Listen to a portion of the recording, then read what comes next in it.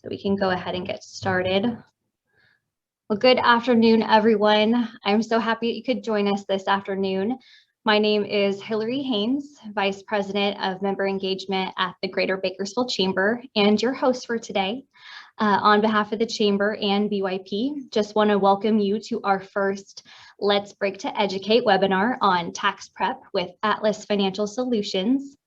While we wish we could have this session in person today, we thought this webinar would be a nice break for your afternoon to get you prepared to file your 2020 taxes. Today, you'll be provided with helpful tips on filing for both your personal and your business taxes. You'll also learn how to find a tax professional who is a good fit for you, how to stay organized when you're filing, and whether the COVID relief bill could impact you. And just want to go over some Zoom etiquette briefly to have this next hour go as smoothly as possible. So first off, this session is being recorded. So for those who weren't able to attend, they can go to the Chamber's YouTube channel and revisit everything that is being taught today. If you can all mute yourselves if you aren't already, unless you're speaking, just to help reduce any feedback and background noise. And then finally, we want this to be an interactive session and to have your questions answered. So if you have questions, please feel free to type them in the chat. I know Amanda will have, at the end, she'll answer all of your questions. But if you think of something, feel free to type it in the chat along the way. And so we'll be checking that. Now I'd like to introduce you to our speaker today. Amanda DiGiacomo started Atlas Financial Solutions after realizing her true passion of helping those in her community. She is honored to share her knowledge, experience, and skills to help elevate the small business owners around her. She graduated with honors from Cal State Bakersfield with a degree in economics. During her undergraduate, she worked as a bookkeeper and later became the controller and operations manager, handling the day-to-day operations and finances. With that experience, she decided to start her own accounting firm. Atlas Financial provides services such as bookkeeping, payroll, sales tax, and individual tax returns. Among being a part of many local organizations, Amanda is currently the president of the National Association of Women Business Owners, known as NAWBO for short. This association allows her to educate and advocate for small business owners. She is also on the guidance committee for KITE, which is the current initiative of talent and entrepreneurship, which provides tools and guidance for businesses. Since she started her business, Amanda was recognized as Bakersfield's 20 Under 40 last year. She was also nominated for Young Professional of the Year and Nonprofit of the Year for the 2020 Beautiful Bakersfield Awards. And then recently, she was also nominated for the NAWBO Advocacy Award for all of her hard work in advocating and helping small business owners during COVID. So with that, I'd like to turn it over to Amanda. Thank you, Hillary. I appreciate you guys asking me to be a part of this, and I'm super excited, and I can't wait to dive in. And so, like Hillary said, we're going to be talking about how you can prepare for 2020 taxes, how to find the right tax professional, and we're going to be talking about the American Rescue Plan and how it might affect your taxes. So are you prepared to file your 2020 taxes? So the first thing that we should talk about today is that there was an extension on the deadline for individual taxes. They are now due May 17th of 2021. So no extension is needed, but if you're going to file after May 17th, you're going to have to file an extension. I do want to note that this extension does not apply for your first quarter estimated tax payments for 2021. So those are still going to be due at the end of the first quarter. We have provided this checklist, and this is basic information that tax professionals might ask you for your 2020 tax prep. Again, they might ask you for other information, but here's a basic tax prep checklist. If you want this checklist, I'll provide it to the Bakersfield Young Professionals, and they can email it out to the list. So we're just going to briefly go over this, and can everyone see the screen? Hillary, can you see the tax prep checklist? Just making sure. Perfect. Awesome. Okay, so you're going to want your banking information, especially if you're trying to get your refund deposited. You're going to want your Social Security information and your spouse's Social Security and birthday information. And you're going to want the economic impact payments. Everyone should have received a notice 1444. However, nobody was keeping notice 1444. So if you don't have that notice with you about your economic impacts, you can go to the irs.gov/coronavirus/getmypayment, and they will say how much you got and when you received that payment. And that's something that the tax professional is going to need this year so that you can either get the recovery rebate credit. If you have dependents, you're going to need their birth and Social Security information and numbers. And if you are in a custody agreement, you might have to provide Form 8332, which states that you can pretty much claim them on your taxes for that year. We're going to be moving into different sources of income that they're going to ask. So if you're employed, you're going to have to show a W-2. If you're unemployed, you're going to be showing a 1099-G. If you have any benefits from Social Security or any alimony received to you, you're going to have to be providing those documentations as well. If you're self-employed, you're going to be having to show any 1099s that you received for independent contractor work. You're going to have to provide a 1099-K, which is from a third party like PayPal or Square that you did credit card payments on, and so they'll provide that for you. And then you're going to want to provide a profit and loss, a balance sheet, any business assets, vehicle mileage, any self-employment retirement plans, and overall your expenses for your business. If you're not sure how to collect that information or you want a guideline on basic business deductions, you can go to my website, atlasfinancialsolutions.net, and you can sign up for my newsletter. It's a monthly newsletter, and they will provide you a free PDF of all the basic different deductions for expenses that you can write off.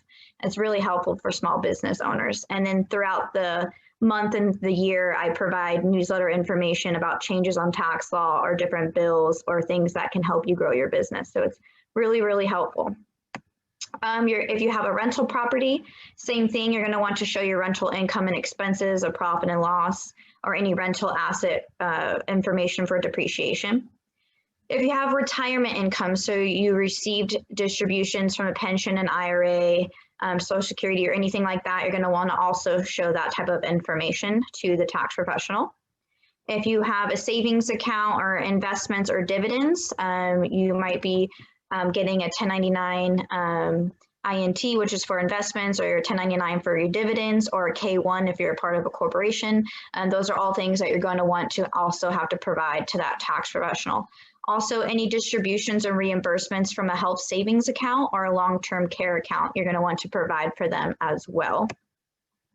Other income that you might want to start reporting is gambling income, which is Form W-2G.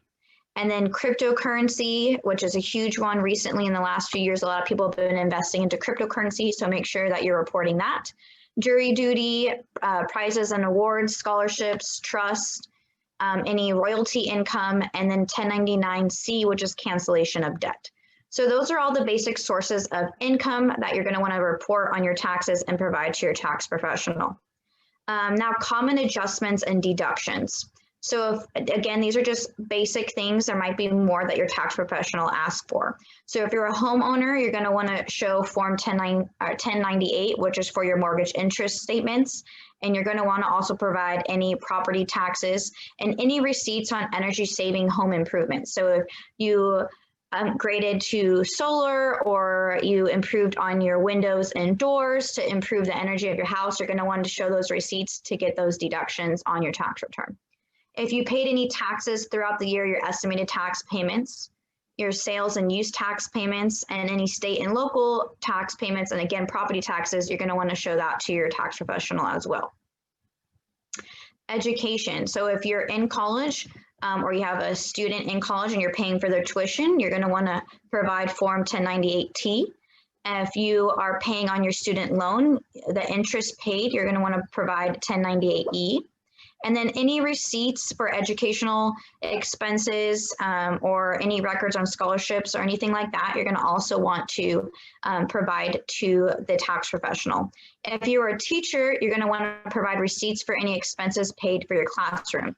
Now, there is a cap, I believe, at $250 for the year, so you can't write off more than $250, but that's something that you should teachers be looking into on their personal taxes. For childcare, this is something that you also can try to write off. And so if your child is in childcare, any of the amounts that you're providing that provider, you can write off, and any adoption costs as well. Those are things that go under those deductions. So for health insurance, in the state of California for 2020, they mandated that you have to have health insurance. So if you had health insurance, you're going to have to provide 1095A, B, or C to your tax professional to prove that you had health insurance, so you don't have to pay that penalty this year. This is not on the federal, this is only on the state side. And then if you paid for any healthcare insurance, hospital visits, doctors, or anything out of pocket, you're also going to want to maybe keep a running total of that, because after you hit a certain threshold, you're able to write a lot of that off as well. So that's really, really important to keep track of your health insurance. We already talked a little bit about retirement, charity donations. So if you made cash or non-cash charity donations, you can also write that off on your taxes, but you're going to need proof, written proof from the charity, which is a 501c3. So once you have that documentation, you can provide it to your tax professional and you can try to get that deduction as well. The last but not least that we have on this list is any federal declared disaster. So the wildfires, hurricanes, anything like that that's proven to be a federal disaster. You can then provide records of the loss, records of the rebuilding costs, and then any insurance reimbursements or claims paid out. So that's going to be something really important if you're in those situations to provide that to your tax professional. And again, this is just basic information. They might ask you for more things depending on your situation, but we just wanted to provide this really easy checklist to help you get started on collecting that information. I have some questions in the chat, or I have some stuff going on in chat. Let me see if there's anything pertaining to, let's go back up. What's the link to find out if you received the PPL? There is no link to find out. Megan Rios asked, what was the link to find out what you received for PPP or EIDL? Those were loan documentations from the bank or from the SBA, and that's something that you had to sign off of. So you should have that loan documentation. There is no link, I believe, to find out. The link to find out what you got for your economic impact was irs.gov/coronavirus/getmypayment. That's something that will be on your taxes. But for the PPP and the EIDL, PPP is through private banks. So you should ask the private bank who you got the loan from.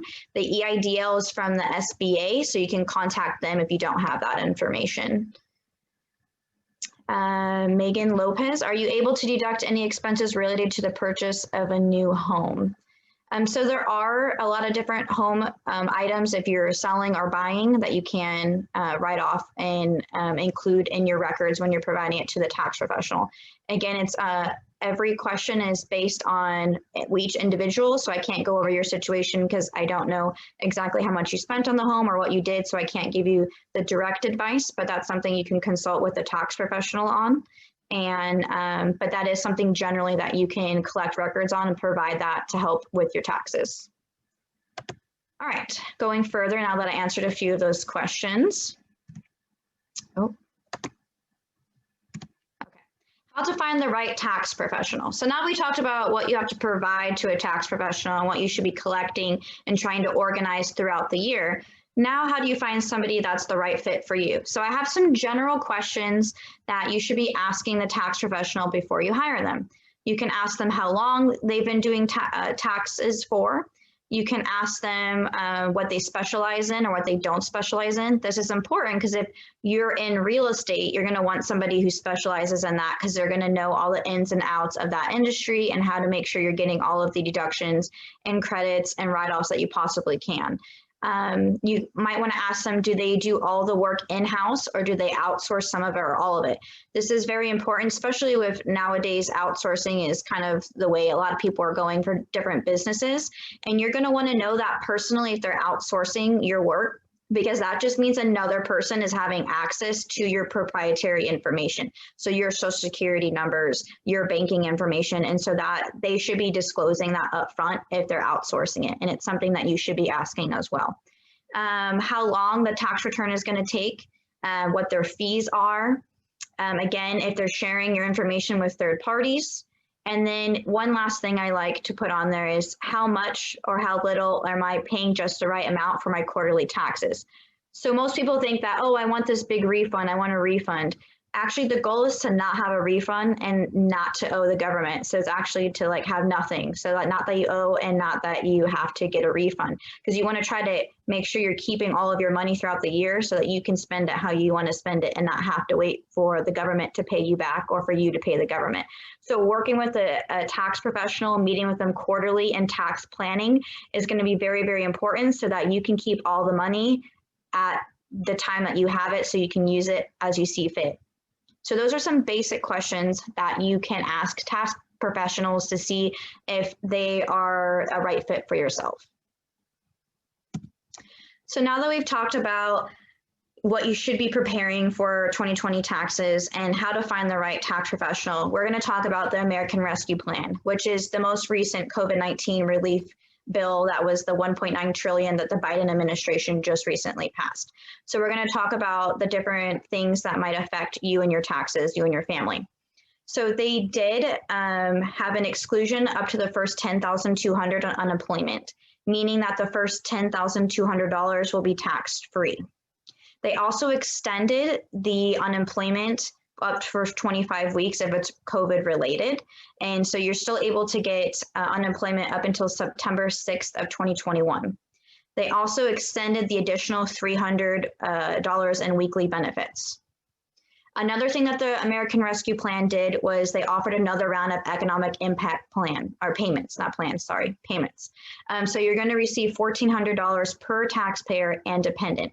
So on the last two economic impact payments, adult dependents did not qualify. However, underneath this new bill, adult dependents do qualify. So they should be receiving the $1,400 as well if you're claiming them on your taxes. They also adjusted the adjusted gross income phase-out ranges. So for an individual, it starts at $75,000 to $80,000, and for a married couple filing joint, it's $150,000 to $160,000. So those ranges were also changed. And then the advanced payments are based on 2020 adjusted gross income. So AGI, if you're seeing that in my presentation, means adjusted gross income. And so what that means is if you haven't already received your $1,400 economic impact payments, they're either coming by a check, they're coming by a little debit card, or they're a direct deposit. If you haven't seen that, that means they're waiting for you to file your 2020 taxes, because you might be on that threshold of those tax brackets where you might be borderline, okay, I'm not in between the 75 and the 80,000 if you're an individual. And so they're waiting for that to see if you can receive that payment. So making sure you get your 2020 taxes in the next month or so is going to be really critical so that you can get that $1,400. Payments, these advance payments are considered advance credits against the taxpayer's 2021 tax liability. So what I'd like to point out is the first two economic impact payments, the ones that were given in the middle of last year, and some of them might have received at the beginning of this year, those are going on your 2020 tax returns. The third economic stimulus check is going on your 2021 tax liability. So that's something to keep in mind. So you're asking, hey, Amanda, I already filed my taxes. I didn't know that they were going to make the $10,200 on unemployment non-taxable. What do I do now? The IRS is telling us tax professionals to tell you to do not file an amendment. They're claiming that they are going to be giving a refund on the tax paid on that $10,200. We're not sure what that's going to look like, We're not sure if they're going to come out and do another statement saying like, yep, actually make sure everyone's amending that now. So just pay attention to the news and pay attention to tax professionals calling. Maybe don't call them right now because we're all extremely busy, but maybe every once in a while check in with your tax professional and see if they've changed anything. Or you can follow my newsletter or my Instagram page and or my Facebook page, because I do update like, hey, this is the changes from the IRS. So that's something that you can do while you're waiting to see what you need to do. But if you've already filed, the IRS is saying do not file an amendment. So now I'm going to talk about ways you can reduce your adjusted gross income if you're trying to get that $1,400, because that's the goal, right? A little bit more money for the American taxpayers, right? So a few ways that you can do that is make a deductible contribution to an IRA. You can establish a pension plan and make a contribution for 2020. You can maximize on Form 179 and bonus depreciation deductions. You can claim above the line charity contributions, student loan interest, tuition, or fees deductions. And the last one that a lot of us tax professionals have been talking about recently is if you're married and you're normally filed jointly, try filing separate. You might lose some basic and level of benefits. However, what's going to happen is, for example, say your husband makes $65,000 and you make $140,000. So together you're above the threshold of what could qualify for the economic impact payment. But if you file separate, your husband is underneath that $75,000 limit.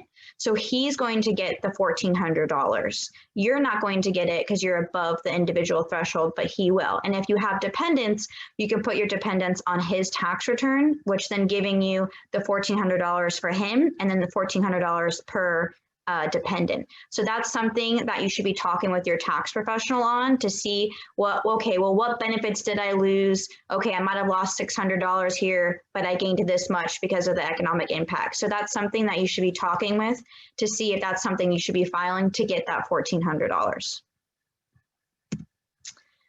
The next change on the American Rescue Plan is the child tax credit. So the child tax credit was increased and made refundable, but only for 2021. So let me repeat that, only for 2021. It's not going to be applied to your 2020 taxes. What it did was it increased the child tax credit from $200 per child to $3,000 per child and $3,600 for any child under the age of 6. It also made the credit fully refundable. The current law was only $1,400 of it was refundable. It also repealed the requirement that you had to have an earned income of at least $2,500. So now you don't have to have an earned income of at least $2,500 to get the child tax credit. It also allows for advance payments starting July 2021. This is awesome. So this means that you do not have to wait to file your taxes in the new year to get this advance payment. You can start getting it as soon as July. They also changed the definition of what qualified as a qualifying child. So it's included for those who are not turned 18 by the end of 2021. This means that for 2021 only, 17-year-olds are still qualifying for the purpose of the credit. I think I have some, check the chat really quick. Oh, perfect, okay, nothing, awesome. Okay, so I talked about those advance payments that you can start in July. So between July 1st and December 31st, the IRS and the Department of Treasury they were directed to issue at least 50% of their credit to taxpayers in advanced monthly payments. The American Rescue Plan was also required the IRS to establish an online portal so that you can go on and check to see if you qualify for the advanced monthly payments and if you're receiving the advanced monthly payments. This is going to be really awesome because this is providing money for families as soon as July instead of having to wait until the next tax year. They also made changes to the earned income tax credit. So what they did was they reduced the minimum age to claim the credit. It was at age 25. It's now generally age 19 or age 24 for eligible students, and then age 18 for qualified homeless youth. They also eliminated the maximum age for the credit. So before it capped out at age 65, and now there's no minimum age. So that's really awesome. They also made changes to the increase the amount. So the credit percentage and the phase out percentage increased from 7.6 to 15.3%. The income at which the maximum credit amount is reached went from $4,220 to $9,820. The income in which the phase out begins went from $5,280 to $11,610 for non-joint filers.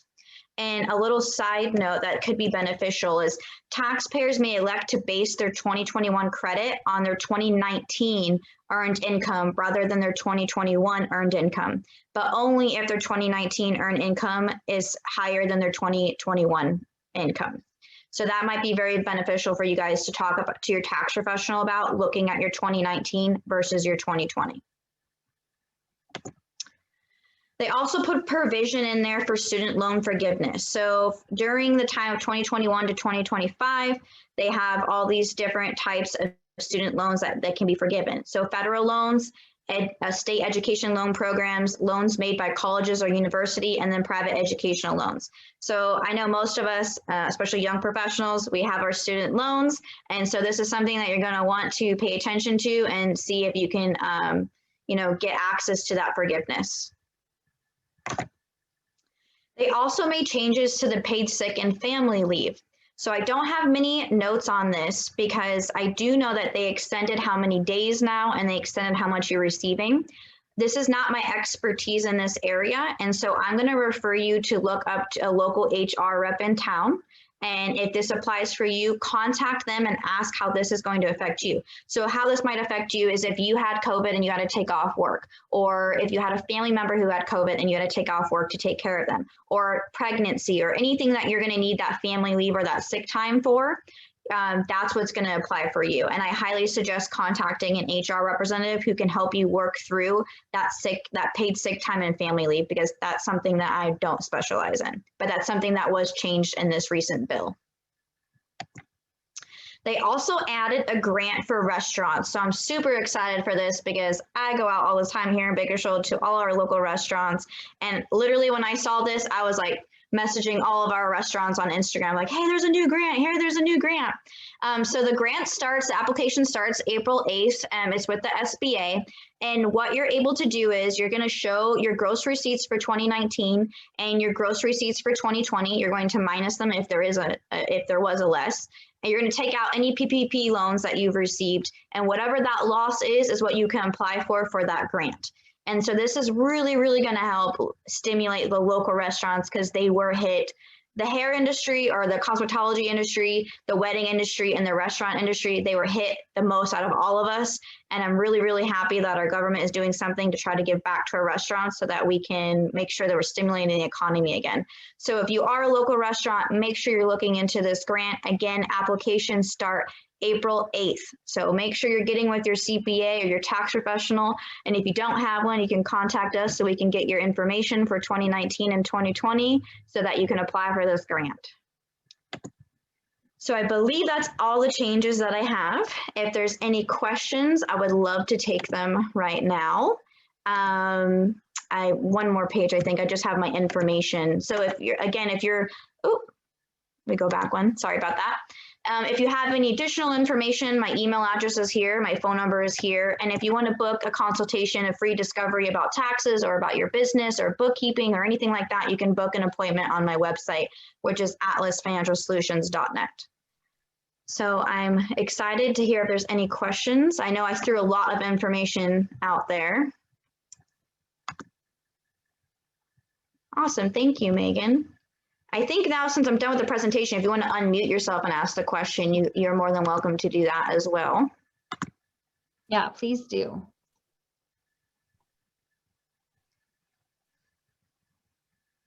That was Hi, Seppi. great information, Amanda. Hi, Seppi. Thank you. I appreciate Hello. that. I know it was a lot of information, but there's a lot Yes, of. this is so informative. I appreciate it. There are a lot of. Yes, I know. I mean, I can already think of, me working in the industry that I'm in. Just sharing this piece of information with my clients is going to be major. So I think that's going to be a bonus and a plus. Maybe it's not for me now, but obviously for some of the clients that I deal with on a daily basis, it's something that can help them. Yeah. Absolutely. Did she do that great of a job? You guys don't have questions? Yeah. Like, oh no, I don't know. Okay. I'm excited. I'm so happy that you guys asked me to do this. And I've been trying all during the pandemic to give information out, like I said, through my newsletter or through my Instagram. And I've been trying to post things on my stories to make sure that, you know, taxpayers and business owners are educated on the changes that are going. I mean, this affects us immensely. So. Oh, Diana said, I shall schedule a consultation for more personal questions. Awesome. Great Perfect. to hear. So if you want to send Amanda, if you want to send just like a quick note that I can send out to all of the attendees, or because there are people who registered and didn't get to attend, that I can share with them afterward, like your contact information and everything. Yeah, I can do contact. I can do the checklist too. If you want to email anybody who registered, you want to blast that to them, and so that they have that. That's a little thing that they can check mark if they have all the documents. Yeah, I would love to do that. Perfect. Thank you so much. This was so helpful, getting us prepared. You know, it's a lot and crazy year. It is, and with the economic, I mean, with any year, it's a lot, and then you add in like all these economic stimulus packages, and I didn't really talk that much. Which I could focus a little bit right now that we have some more time, because it wasn't really in the American Rescue Plan, but I didn't talk about the PPP and the EIDL. It's, you know, some of the states haven't been conforming, but the federal government, they said anything under 150,000 or less would be easy forgivable, and that wouldn't be considered any income. And then any expenses that you paid for the PPP, they were saying originally that you couldn't deduct, but now they're saying that you are allowed to deduct. But I know that many of the states haven't conformed to that. So I think our local state legislation have been trying to fight to make sure, especially in California, that you're able to write that off on the state side. And it's just, it's so crazy that they're still making changes right in the middle of tax season. And then, so with the unemployment, if you're hiring somebody to do your taxes, I don't think TurboTax, if you're going to TurboTax, I don't think they fixed it either. But none of the tax software is fixed yet to account for this $10,200 tax exclusion. And so I'm getting a lot of phone calls, and I'm telling my clients like, hey, please wait. They're supposed to be sending out an update within a week or two. But the fact that they literally haven't done that, and they're saying, oh, it's going to take us a week to figure this out for the IRS is saying this. And then they're like, oh, well, now you only get till May 17th. We're like, well, that barely gives us a month to to get any of the tax returns. And and the thing is, like, you can file, especially on TurboTax. If you go to TurboTax right now, you're going to file, you're going to pay taxes on that $10,200. And what's going to happen is you're going to have to wait for the government to refund you. And so I have been talking to people who are like, hey, I need to file now, because they're wanting the $1,400. Because like I said, it's based on your 2020 adjusted gross income. Or they just simply need the money because they're, you know, with COVID and everyone losing their jobs, and with unemployment going from, you know, $600 to $300 and all these different things. I'm like, well, that's something that you can do. Here's your option. Go file and wait for the IRS to give you the rest of that money. But if you're wanting to get as much money back as you can and have us save you money, wait for us to figure out all the different fallouts, because they literally just passed us a week and a half ago. And so I think, so crazy. Yeah, everyone in our industry, in the accounting and tax industry, we're all just trying to play catch up.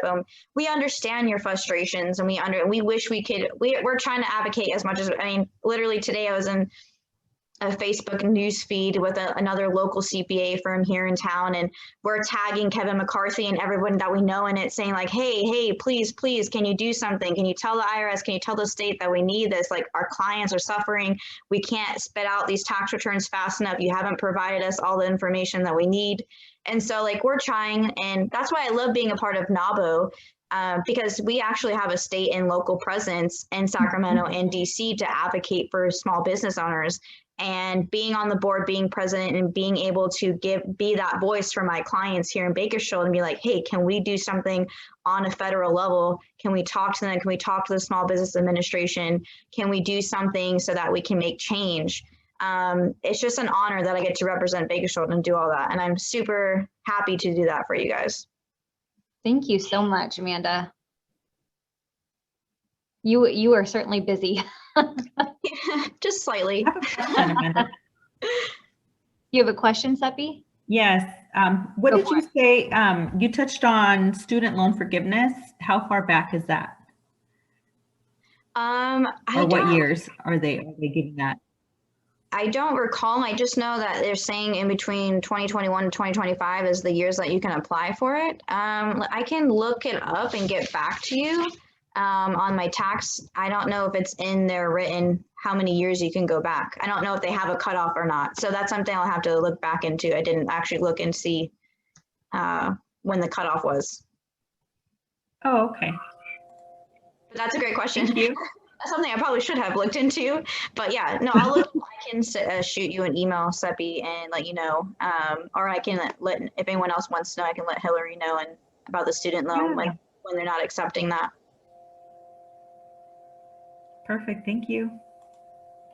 Yeah, if you'd like to include that, I'll shoot that email out. Of course. If Anyone else? Alexis, yeah, if anyone's interested in deductions for 501c3 nonprofit, please feel free to reach out to me, nonprofit. Oh, awesome. Thanks, Alexis. All right. Well, thank you again, Amanda. Of course. And then do you want to type your contact info in the chat, and then we'll also send it out. But I wanted to share a little bit about what BYP has planned next. We have been so busy. We had a happy hour last week, your webinar today, and then we have partnered with Empathify You to host a 4-week workshop series starting April 7th that's centered around bringing empathy to the forefront of our lives. Empathify You, the founder, Ajit Jadani, is amazing. He has such awesome energy, but he works to bring culture change and relationship building. So some of the topics that will be covered in this 4-week series is creating organizational unity, communication, and active listening, and then as well as empathetic leadership. So if you're interested in the first session, I am going to share that link right here. You can register. It's free, but they're going to be a 4-week series starting April 7th at 10 a.m. And they're the same time each week. So we're really excited for that. And then we'll also have, I believe, a wine tasting or beer tasting as well next month. So exciting stuff. But if you have any questions for Amanda, reach out to her. Thank you again for your time, especially during this crazy busy season. Of course. All right, you guys, will have a great rest of your day. Awesome. Okay, everyone, have a good day. Thank you. Thank you, Amanda. Have a great day, everyone.